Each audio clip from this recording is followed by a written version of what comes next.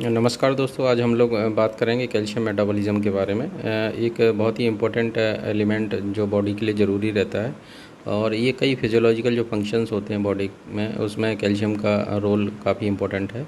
तो आज हम इसके बारे में जानेंगे। तो मैं डॉक्टर एस के सूत्रकर, डिपार्टमेंट ऑफ पैथोलॉजी।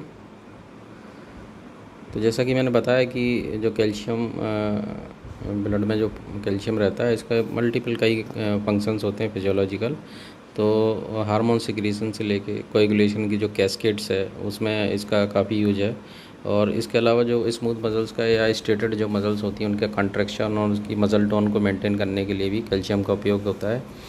और इसके बाद न्यूरोनल जो ट्रांसमिशन होता है या नर्व कंडक्शन होता है, उसमें भी कैल्शियम बहुत ही इम्पोर्टेंट रोल प्ले करता है। इसके अलावा जो हार्डनिंग होती है बोन्स की और टीथ की, वो कैल्शियम की मिनरलाइजेशन की वजह से होती है। और इसके अलावा हार्ट में जो कंडक्शन है या कॉन्ट्रैक्शन है, इसमें भी कैल्शियम का काफ़ी इम्पोर्टेंट रोल होता है। तो कई मल्टीपल फंक्शन है कैल्शियम के। तो अगर हम इसकी नॉर्मल रेंज के बारे में बात करें, तो कैल्शियम का जो टोटल कैल्शियम लेवल सीरम में पाया जाता है, वो 8.6 से लेकर 10.3 मिलीग्राम पर डेसीलीटर। इसके अलावा जो आयोनाइज्ड फॉर्म में जो कैल्शियम होता है, वो 4.4 से लेकर 5.2 मिलीग्राम पर डेसीलीटर होता है। तो ये इसकी सीरम कैल्शियम की नॉर्मल रेंज होती है। इसके अलावा पैराथायरॉयड हार्मोन की 11 से लेकर 51 पाइकोग्राम पर ml इसकी नॉर्मल रीडिंग होती है। इसी तरह क्रेटिनिन की 0.6 से लेकर 1.3 मिलीग्राम, और विटामिन डी जो 25 हाइड्रोक्सी कोलेकेल्सिफेरॉल जो होता है, उसकी 30 से लेके 80 नैनोग्राम पर ml। तो ये जो कुछ इम्पोर्टेंट नॉर्मल वैल्यूज़ हैं जो कैल्शियम से रिलेटेड हैं। अगर हम पैराथायरॉयड हार्मोन के बारे में बात करें, तो जब भी कैल्शियम का लेवल ब्लड में कम हो जाता है, तो उस समय पैराथायरॉयड हार्मोन रिलीज़ होता है। और ये एक्चुअली इसके 3 इम्पोर्टेंट फंक्शन होते हैं। पहला, ये कैल्शियम को जो बोन्स होती हैं, बोन्स में रिजॉर्प्शन करके उनको कैल्शियम को बाहर निकालता है और ब्लड में इसको पहुंचाता है। तो कैल्शियम बोन से बाहर आके ब्लड में पहुंचता है। तो इसमें पैराथायरॉयड हार्मोन का बहुत ही इम्पोर्टेंट रोल रहता है। और ये ऑस्टियोक्लास्ट जो होते हैं, उनको एक्चुअली स्टिमुलेट करता है ये। और दूसरी ओर जो किडनी है, किडनी पे इसका डायरेक्ट एक्शन है, और जो कैल्शियम का लॉस होता है यूरिन में, उस लॉस को ये रोकता है। तो इस तरह से ब्लड कैल्शियम लेवल को ये बढ़ाता है। इसके अलावा तीसरा इम्पोर्टेंट इसमें ये है कि ये जो पैराथायरॉयड हार्मोन होता है, ये विटामिन डी जो 25 हाइड्रोक्सी कैल्सिफेरॉल होता है, उसको ये बेसिकली कन्वर्ट करता है 125 डाईहाइड्रोक्सी कोलेकेल्सिफेरॉल में। और ये जो विटामिन डी एक्टिवेटेड फॉर्म होती है 125 हाइड्रोक्सी कोलेकेल्सिफेरॉल की, ये कैल्शियम की एब्जॉर्प्शन को इंटेस्टाइन से बढ़ाता है। तो इस तरह से जो कैल्शियम का लेवल है वो बेसिकली बढ़ाया जाता है ब्लड में। और तो इंक्रीज़ करने का जो काम है कैल्शियम का ब्लड में, वो पैराथायरॉयड हार्मोन का है। इसी तरह विटामिन डी का भी इम्पोर्टेंट रोल है। और विटामिन डी के 2 सोर्स होते हैं। एक तो एक हमको खाने से मिल सकता है, उसको विटामिन D2 बोलते हैं, और दूसरा जो सनलाइट से हमको मिलता है, विटामिन D3 रहता है वो, और स्किन के द्वारा इसको बनाया जाता है। तो ये लिवर में इसकी मेटाबॉलिज्म होती है, और 25 बेसिकली हाइड्रोक्सी कोलेकेल्सिफेरॉल में कन्वर्ट होता है, और उसके बाद ये किडनी में एक्टिव फॉर्म में कन्वर्ट होता है, जिसको 125 कोलेकेल्सिफेरॉल बोलते हैं। और ये इंटेस्टाइन से के जो सेल्स होते हैं, एंट्रोसाइट्स, उनमें जो बेसिकली कैल्शियम के एब्जॉर्प्शन को ये काफ़ी बढ़ा देता है। तो इस तरह से ये एब्जॉर्प्शन में हेल्प करता है बेसिकली कैल्शियम के। इस तरह से ये ब्लड में जो कैल्शियम का लेवल है, उसको बढ़ाने की कोशिश करता है। और दूसरी ओर इसका कंट्रोल पैराथायरॉयड हार्मोन की वजह से भी होता है। और ये इसको बेसिकली 25 हाइड्रोक्सी कोलेकेल्सिफेरॉल से 125 डाईहाइड्रोक्सी कोलेकेल्सिफेरॉल कन्वर्ट करने के लिए पैराथायरॉयड हार्मोन का बहुत ही इम्पोर्टेंट रोल होता है इसमें। अगर हम कैल्सिटोनिन के बारे में बात करें, तो जो थायराइड है, वहाँ से ये हार्मोन सिक्रेट होता है। और कैल्सिटोनिन एक्चुअली ब्लड जो कैल्शियम है, उसको लो करने का काम करता है, उसको लोअर करने का काम करता है। इसके लिए ये जो किडनी में है इनहिबिट करता है कैल्शियम के रीअब्जॉर्प्शन को, और इस तरह से किडनी के द्वारा यूरिन में कैल्शियम एक्सक्रीट होता है। दूसरी ओर बोन्स में ये स्टिमुलेट कर देता है ऑस्टियोब्लास्ट को, और इनहिबिट करता है ऑस्टियोक्लास्ट को। तो इस तरह से कैल्शियम का डिपोजिशन बोन में होने लगता है और ब्लड में कैल्शियम कम होने लगता है।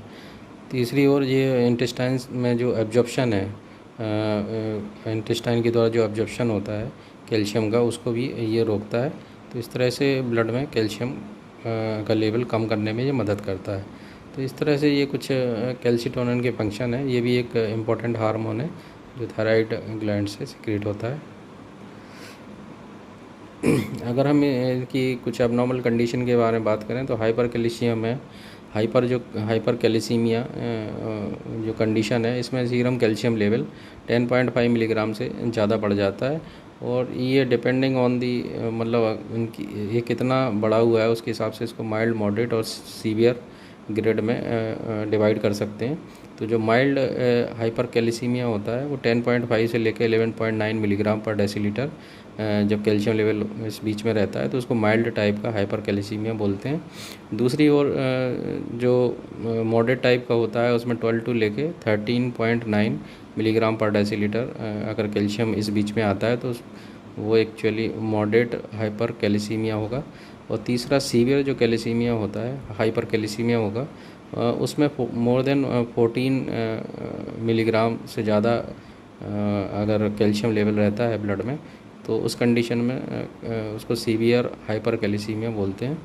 और कैल्शियम का जैसा कि मैंने बताया कि बहुत ही टाइटली रेगुलेटेड रहता है। तीनों हार्मोन इसमें काम करते हैं, एक तो पैराथायरॉयड हार्मोन, दूसरा विटामिन डी और तीसरा कैल्सिटोनिन।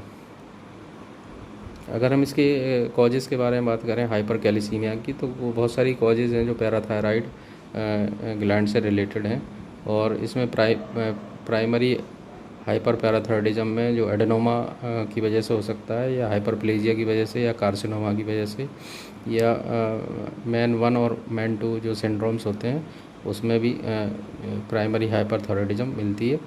और लिथियम, इसके अलावा जो सेकेंडरी हाइपरथायरॉयडिज्म होती है वो विटामिन डी की जो डिफिशियंसी हो जाती है उसकी वजह से पीटीएच या जो पैराथायरॉयड हार्मोन है उसका लेवल बढ़ जाता है, और उस वजह से कैल्शियम का लेवल भी ब्लड में बढ़ने लगता है। तीसरा जो होता है वो टर्सरी हाइपर पैराथायरॉयडिज्म होता है, और ये बेसिकली एंड स्टेज जो रेनल डिसीज़ होती है उसमें ये मिलता है।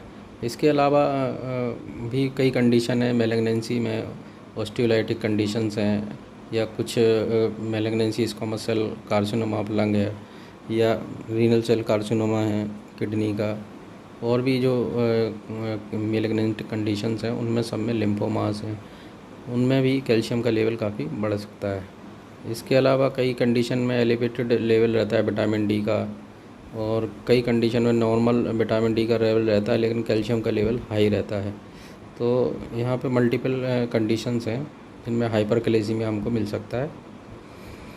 अगर हम इसके मैनेजमेंट के बारे में बात करें तो जब सीवियर कैल्सीमिया हाइपरकैल्सीमिया होता है मोर देन 14 मिलीग्राम पर डेसीलीटर, तो इसमें हम सबसे पहले फ्लूइड का सप्लीमेंटेशन करते हैं।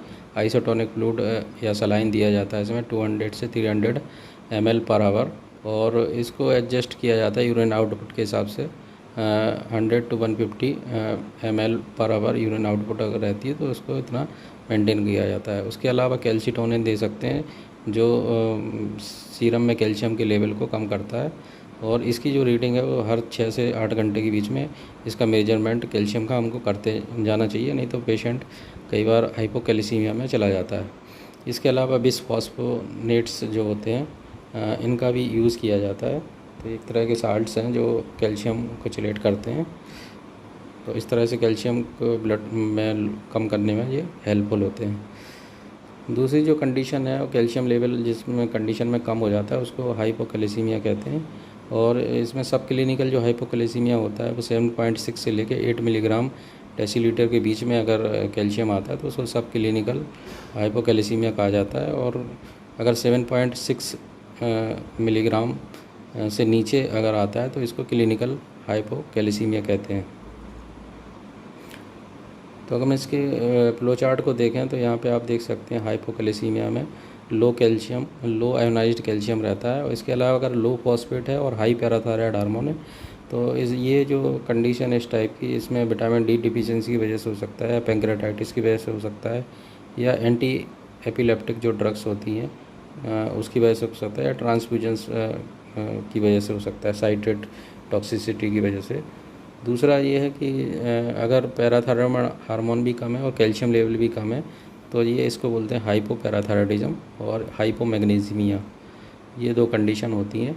इसके अलावा जो तीसरा है, अगर लो कैल्शियम है, आपका हाई फॉस्फेट है और हाई पैराथायराइड हार्मोन है, तो उस कंडीशन में एक्यूट रीनल फेलियर हो सकता है, रेब्डोमायोलाइसिस हो सकता है, या सूडो हाइपोथायरॉयडिज्म हो सकता है, सूडो हाइपोपैराथायराइडिज्म हो सकता है, या मैसिव ट्यूमरलाइसिस हो सकता है। तो ये जो कंडीशन है जिसमें हाइपोकैल्सीमिया हमको मिलता है। अगर हम इसके मैनेजमेंट के बारे में बात करें तो इसमें कैल्शियम कार्बोनेट के जो टैबलेट्स हैं उनको दिया जाता है, और इसके अलावा विटामिन डी के जो टैबलेट्स हैं उनको भी इसमें सप्लीमेंट किया जाता है। तो इस तरह से हम हाइपोकैल्सीमिया को मैनेज कर सकते हैं। ये एक छोटा सा कैल्शियम मेटाबॉलिज्म के ऊपर एक ओवरव्यू था। मुझे आशा है ये वीडियो आप लोगों को पसंद आएगा। इसको देखने के लिए धन्यवाद।